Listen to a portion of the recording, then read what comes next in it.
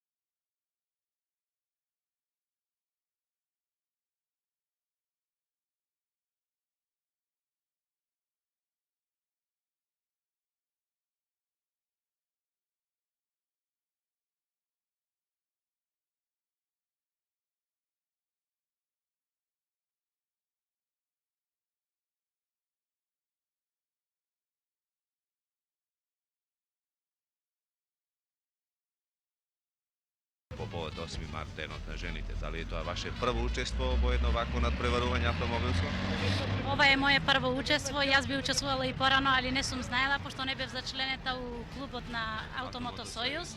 Сега се учленев и ова ми е прво моје учество и ако би имало друго учество, пак би се пријавила со задоволство. Се охрабрив. Знаете дека секоја година има исто така рели сутјеска, дали би учествувале? Би учествувала со задоволство, тоа е една врста спорт уствари. Малце би се отргнала од тие бриги домашни и отишла на такмичење со задоволство. Вашиот сувозач беше машко? Да, маш ми беше. Дали тој ви помогна денеска? Он ми помагаше уствари во мерење на времето. И што мислите, жените дали би биле исто така и добри возачи? Па јас мислам дека жените би биле добри возачи, дури и попредпазливи се жените, него ли мушкарците. Како по ваше мислење поминавте на испитот на спретноста? Па јас мислам дека во испитот на спретноста многу фино пројдов, значи немав никаква грешка, сега зависи само времето, брзината на времето, али мислам ипак добра брзина беше. А иначе до Скопје и назад немав ни еден казнени бод, све беше на време. И ова надпреварување веројатно би требало да биде уште помасовно? Да, помасовно и тоа баш моје примет баш од нашиот град многу мал број имаше, него ли од другите градови, ако најблизо град ја на Врање. Од претходниот разговор со вас разбрав дека вие веќе учествувате на едно вакво рели по втор пат. Да, втор пат. Првиот пат како поминавте и каде беше тоа? Па прв пат учествував во македонско рели беше тоа, прошлата година во декември месец и освоив трето место. Као возач учествував. Ова ми е второ рели и мислам понатаму да учествувам понатаму овие рели. Ми се допаѓа. Би учествувале во вакви рели во Југославија? Да, би учествувала. До сега не сум, ми е втор пат. Денеска како поминавте по ваше мислење? Па денес добро. До сега уште не се објавени резултатите, не знам, али до сега сум задоволна. Имате сувозач. Да. Какво беше неговото учество во вашето возење? Дали беше добро за вас, задоволително, Да. или ви одмогна можеби? Не само ми помогна, тај мојот сопруг беше сувозач и ми помогна затоа што ме храбреше на целиот пат со совети, со неговото присуство. Да не биде представете се. Јас сум Љубица Малинковска. Од Скопје. Од Скопје, да. Дали ова прво ваше учество на едно надпреварување од ваков карактер? Да. А сте учествували до сега на други надпревари? Како сувозач сум учествувала на рели сутјеска 3 пати до Значи, сега. вие веќе имате и надпреварувачко искуство. Па би можело да се каже малце онака. Дали би можеле да ни кажете, сте задоволни ли од организацијата на ова надпреварување? Па, многу сум задоволна, позадоволна него на Рели Сутјеска. Можда дека она помасовно и потешко да се организира, али ова за Врање можам да кажам дека организаторот вложил максимум Би напор. учествували и на друго вакво надпреварување Секако, надвор од ова во Југославија? А надвор од Југославија не знам, али мислам у Југославија секако. И на Сутјеска ќе одам сигурно. Имавте ли проблеми со возењето од Врање до Скопје и нас? Никакви. Вашиот сувозач ви помогна? Па беше добар навигатор. Само како навигатор, а не како и возач, не го А, не, потребивте? уопште. Не, ни по правилата не смеше тоа и не би дозволила. Не би направила прекршок. И вие сте еден од учесниците на авторелито Врање, Скопје, Врање. Ако сакате, представете се на нашите гледачи. Се викам Стојановска Радка, Кај работите? медицинска сестра при стоматолошката клиника во Скопје. Дали по прв пат учествувате? Да, на прв ваков пат надпревар? учествувам. Имавте ли пред тоа трема? Пред тоа немав, меѓутоа сега веќе од кога завршив, осеќам дека малку имам трема. По ваше мислење, што мислите како поминавте? Па мислам дека добро поминав, немавме ништо посебно по патот, никакви пречки нити дефект со колата, па во колку и нешто се јавеше, затоа имам сувозач. А овде како беше на испитот на спретноста? На испитот на спретноста рачунав дека ќе биде многу подобро, меѓутоа слаба испадна. Ова ви е ваше прво надпреварување Да, во авторели. Дали би учествували на некое друго во Још како би Југославија, учествувала, кога би ве да. викнале? Би учествувала, Сега сте секако. веќе поокуражени, послободни? Секако, да. Имате ли нешто да ни кажете што вака ќе ви остане во сеќавање од ова надпреварување по повод 8 март овај година што е организирано? Па мене би ме останало баш се убаво во сеќавање, немам ништо лошо што да кажам, пречекот беше многу добар. Само би сакала да кажам да има почесто вакви среќавања, како би се почесто сретнали и испробале нашите. Вие малку ни Да. побрзавте, јас сакав да ве прашам, дали мислите вие дека вакви надпреварувања кај што би учествувале жени возачи би требало да бидат почести? Да, баш тоа сакав да го кажам и јас. Јас мислам дека треба да бидат почести. И би имале ли одзив меѓу нашите возачи жени? Би имало и текако голем одзив, јас мислам. Имате ли вие ваши пријателки, познати кои што би Да, учествувале? имам многу познати пријателки кои би учествувале. Да. И би им докажале на машите дека и вие добро возите? Да, точно затоа баш и сакав да биде тоа. Ако ви Така. се случеше нешто на патот возејќи вашето Да. возило, некој дефект, разбиравте ли, можете ли да го отклоните? Па по нешто разбирам, ама затоа го имам совозачот кој мислам дека ќе отклонеше. Како што ми кажа организаторите, вие сте најмлада учесничка на авторелито што го организира Автомотосојузот од Врање по повод 8 март, денот на жените, релито од Врање до Скопје и назад.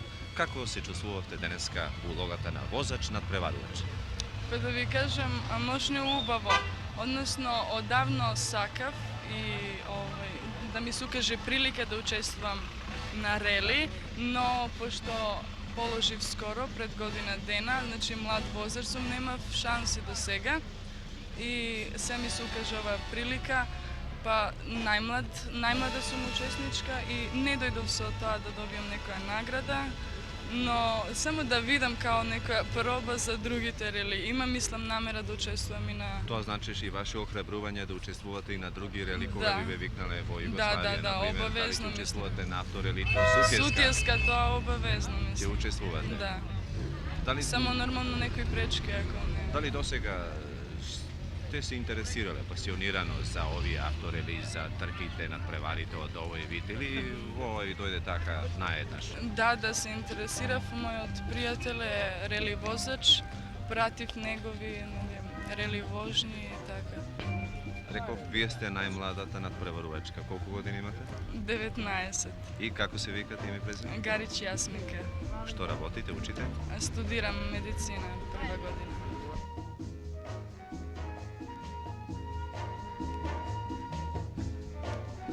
Имаше бодрења, навивања и досетки. Во една таква возбудлива атмосфера заслужено победи моментално најдобрата и најсмелата рели возач во Југославија Ружица Мнешковиќ од Нови Сад, наречена летечка новосаѓанка. Таа испитот на снаодливо возење го совлада за рекордно време од 32 секунди. Од неа подобро возеше само професионалниот ас Јовица Паликовиќ, надвор од конкуренција во екзибициониот дел на релито за само 25 секунди. Од скопските учеснички на оваа масовна и значајна автомобилска приредба за жени Najdobri rezultati postigna Ljubica Malinkovska, Slobodanka Petruševska i Dragica Kazankova. Na site učesnički vovareli i na site ženi vozači im go čestitame praznik od na ženite 8. mart. Konkretna minatata godina vo Ohrice održa mnogo uspešen simpozijum Bezbednostna saobraćajot i medicinski aspekti. Na ovaj simpozijum ZEDO-a učestvo golem broj istaknati medicinski stručnjaci od našata republika. Što beše celta na ovaj simpozijum i kakvi rezultati dade ovaj sobir? Na ova večerva se osvrnuma profesor dr. Petar Tofović. Во ноември месец минатата година, Републичкиот совет за безбедност за саобраќајот организира прв симпозиум за медицинскиот аспект на причините и на последиците од саобраќајните незгоди. Овој стручен собир, во кој што учествуваа преку 60 истакнати стручњаци од нашата република, интернисти, хирурзи, неурохирурзи, стоматолози, оториноларинголози, психијатри, психолози, ги размени меѓусобно своите искуства и анализира состојбата на причините и последиците од саобраќајните несреќи. Мотив за ова советување беше веќе општествено созреаното сознание дека саобраќајните несреќи во нашата република завземаат карактер на една растечка пандемија. За да дојде до саобраќајна несреќа, познато е потребни се три елемента: пат, возило и возач. И секакво зголемување на овие три фактора статистичко-математички доведува до поголеми можности за настапување на саобраќајните незгоди. Каква е состојбата при нас? Република Македонија, која што до Втората световна војна и до ослободувањето е имала 0 километра модерни патишта, денеска е ишарана со една асфалтна лента долга преку 1200 километри. Бројот на возилата само во последните 10 години е зголемен од 8993 на 57543, а се предвидува да во 1975 година во СР Македонија има 150.000 моторни возила. Покрај овие возила, низ Македонија минуваат и добар дел од оние 14 милиони странски возила кои што во текот на годината влегуваат во Југославија или проминуваат во Југославија. Исто така и бројот на возачи во нашата република е доживел еден нагли пораст од 13.990 во 1967 година на 94.000 во 1970 година. Сиот овој нагли растеж, можеме да кажеме и експлозивен растеж на патната мрежа, на бројот на возилата и на возачите, неминовно со себе повлекол и нежелните лоши последици на тој растеж. Само од 1906 до 1970 година бројот на саобраќајните незгоди се покачил од 445 во 1906 на 3137 во 1970 година. Бројот на повредените од 413 на 2712, и тоа се само оние повредени кои што побарале помош во болница, а бројот на загинатите од 44 на 148. Или вкупно за последните 10 години во Македонија се загинале во саобраќајни незгоди 571 лице, а потешко или полесно биле повредени регистрирано само 9648 лица. Овие бројки веќе покажуваат дека пандемијата, сеопштата народна зараза на саобраќајни повреди е поголема отколку заразата на инфективните заразни болести. Вкупно загинати луѓе од саобраќајни повреди има повеќе него умрени од заразни болести во СР Македонија. Но изгледа дека нашето општество, дека нашата јавност е помалку информирана за сериозноста на оваа епидемија на повреди, отколку да кажеме за епидемиите на сезонските заразни болести, и повише се возбудува навеста дека грип дошол во Унгарија или холера се појавила во Турција, неголи навеста и на сознанието дека на нашите патишта гинат понекогаш по цели села. Каква е во тој поглед состојбата кај возачите во Социјалистичка република Македонија? Анализирајќи ја здравствената состојба на возачите, симпозиумот доби податоци дека по нашите патишта и на нашите автомобили зад волан се уште стојат лица кои што се физички неподобни за возење, здравствено неподобни, лица со аномалии на видот, рефракциони аномалии, лица со оштетување на слухот и органот за равнотежа, лица со преболени инфаркти, лица со тешки срцеви заболувања, па дури и такви со манифестна падавица. Затоа симпозиумот преди се побара да законските прописи за здравствена контрола за добивање на возачка дозвола бидат поострени, да бидат единствени за територијата на цела Македонија, усогласени со барањата за територијата на целата земја, и да бидат спроведувани во специјализирани и затоа добро опремени установи. Симпозиумот во своите заклучоци побара исто така да сите возачи кои што претрпеле саобраќајна незгода обавезно бидат подвргнати на лекарска контрола, за да таја евентуално открие здравствена причина, некој телесни недостатак, као причина за саобраќајната незгода, и со тоа го прогласи виновникот на саобраќајната незгода као неподобен за јавен саобраќај. Исто така се побара да здравствените установи бидат задолжени да при рутински амбулантни и хоспитализациони прегледи, доколку откријат болести кои што го исклучуваат пациентот од понатамошно возење, за ова сигнализираат на органите на безбедноста на саобраќајот. Анализирајќи ги понатамо останалите акцидентогени фактори, симпозиумот констатира дека и при нас, како и во светот, во 40% од сите саобраќајни незгоди, уживањето на алкохолот е била главната причина за незгода. Како што е познато, нашите позитивни законски прописи дозволуваат при возачи на патнички возила концентрација од 0,5 промиле на алкохол во крвта. За возачи на возилата од јавниот саобраќај е забранета секаква употреба на алкохол.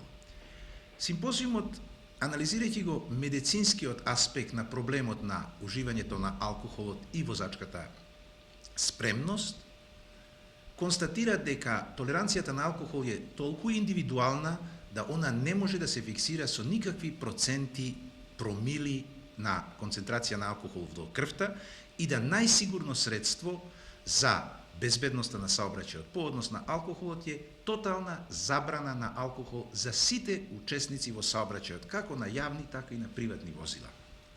Исто така симпозиумот побара да се сите хронични алкохоличари кои што се регистрирани исклучат од можност за добијање со возачка дозвола. Меѓутоа, јавноста помалку знае дека многу лекарства можат да интерферираат со полната возачка способност.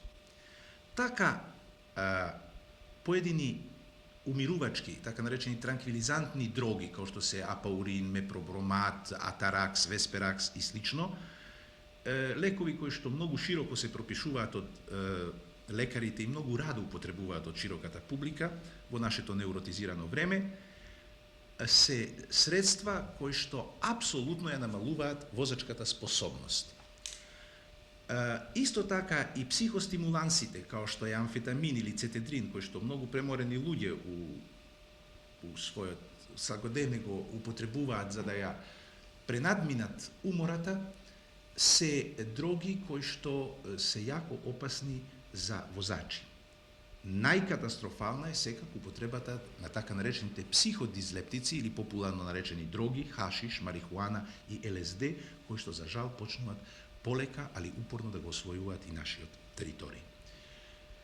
Меѓутоа, секако изненадува констатацијата дека и многу понаивни лекови, како што се широко употребуваните антибиотика, комбиниратите прашкови, па дури и аспирин, можат при одредени луѓе да ја намалат способноста за контролирано возење на моторно возило. Од тука препораката на симпозиум никаква таблета пред и за време на возење. Социјално, личноста на возач треба да представува една зрела личност која доброволно го прифаќа општествениот авторитет и неговите норми. Од тука, симпозиумот смета дека е крајно време да се разобличат самозваните херои и да се они симнат од нивниот престол на храбри луѓе. Да се општествено жигосаат сите онија кои што ги минуваат црвените семафори, кои што пристигнуваат во недозволени услови, кои што возат со долги светлати сусрети и кои што возат со недозволени и непропишани брзини. Овие луѓе во својата суштина, констатира симпозиумот, се луѓе со слаб карактер, кои што со авторитетот на масата и брзината која што им ја дава моторното возило, сакаат да се супротстават на утврдените норми и да ја компензираат со сопствената слабост. Потребно е да им се каже дека они не се никакви херои, дека всушност това се кукавици, дека се прекршители, у одредени услови криминалци, а у секој случај и потенцијални убици. Какви се тогаш последиците кога на нашите патишта констатиравме дека се уште има физички нездрави, дека има психички и социјално неподобни личности за возење? Последиците се катастрофални. Само, како што рековме, за 10 години Македонија изгубила 510 жители.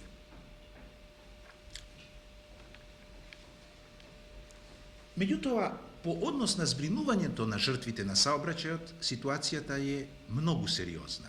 Симпозиумот констатира дека само во 1970 година 46% од повредените загинатите загинале на лицо места, дека 44% загинале во текот на транспортот, а само 12% дошле до болница. 88% од загинатите не стигнале до болница. Кои се причини, се запраша симпозиумот? Ги има повеќе, они не се детајно анализирани, ал може да се групираат во неколку групи. Прва група е фактот што при нас не е обвезно носење на сигурносните појаси. Ми имаме законски прописи со кои што мораме да имаме сигурносна брава и плаќаме казна ако ја немаме. Сигурносната брава го чува возилото. Сигурносниот појас го чува она што е уште поцено и ненадокнадиво, а тоа е човекот. При колизија на две возила, при судар и при превртување на возила, околу 12% на возачи и патници биваат исфрлувани од возилото ако не носат заштитен појас, а това исфрлување е додатна повреда, најчесто смртоносна. Затоа симпозиумот побара да се уведе законски задолжително носење на заштитни појаси. Втора причина за овака голема смртност на лицу места и во текот на транспортот е и фактот што нашите возачи, макар што полагаат прва помош во возачкиот испит, се уште практично недоволно обучени за пружање на онаја елементарна животоспасувачка прва помош, а таа е ослободување на дишните патишта, дишење уста на уста и вештачко дишење и срцева масажа. Това у уште помал степен го знаат сопутниците и општото население, па е потребна една систематска едукација на населението за пружање на ефикасна прва помош у условите и на зголемениот саобраќај и као припрема за евентуална општа народна одбранбена војна. Потоа се констатира дека транспортот на болните се врши касно поради немање на добри информации, поради немање на попатни телефони, дека транспортот често се врши од случајни доброжелателни минувачи со моторни возила, а дека таков транспорт понекогаш, нарочито при болни со повредена кичма, вратна кичма, може да биде смртоносен ако се врши као што се врши неадекватно. Најсетне, и постоечките санитетски коли при нас не се ни кадрово, ни со опрема подготвени за тоа да дадат една стварно ефикасна терапија, реанимациона, оживувачка терапија во текот на транспортот. Затоа се предлага воведување на патролни санитетски коли, кои што би патролирале и неповикани откривале саобраќајните незгоди долж нашите магистрали, уведување на повеќе број на телефони долж попатните пунктови и единствена радиоврска помеѓу саобраќајната милиција, службата за техничка помош и овие ново воведени санитетски патролни коли.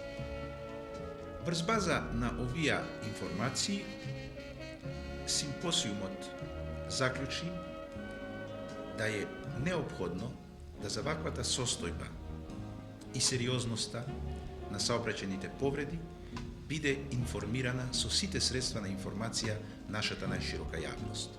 Второ, да сите предлози заедно со анализите кои што служева као база за донесување на такви предлози бидат запознаени со молба да бидат ставени на дискусија и сите општествено-политички форуми и тела.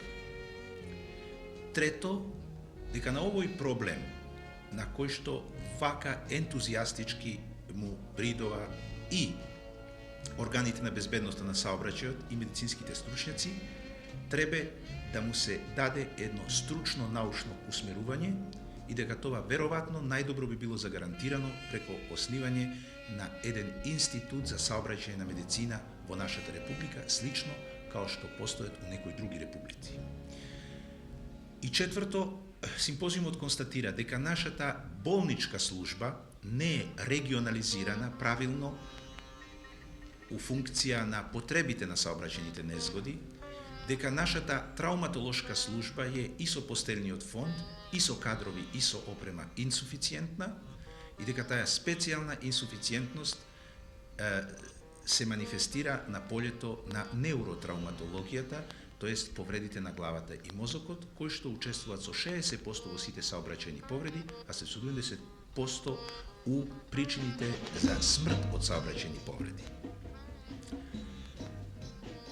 Може би да решение на проблемот на трауматолошката служба и во Скопје и во Македонија се навоѓа во рамките на една специјализација која што би ја следела сегашните интеграциони захвати во здравството. Тоа беа нашите констатации и заклучоци. Тие секако бараат акција. Едно организирано и високо развиено општество не може да седи пасивно со скрстени раци пред една застрашувачка, растечка пандемија, чии што последици меѓутоа со простудирани и координирани мерки можат да бидат сведени на разумни размери. Секако, крајно е време да сите заедно сториме се за да автомобилот, замислуван и секидневно серијски произведуван, да ни го олесни и разубави животот, не стане средство кое што ни го уништува и ни го зацрнува животот.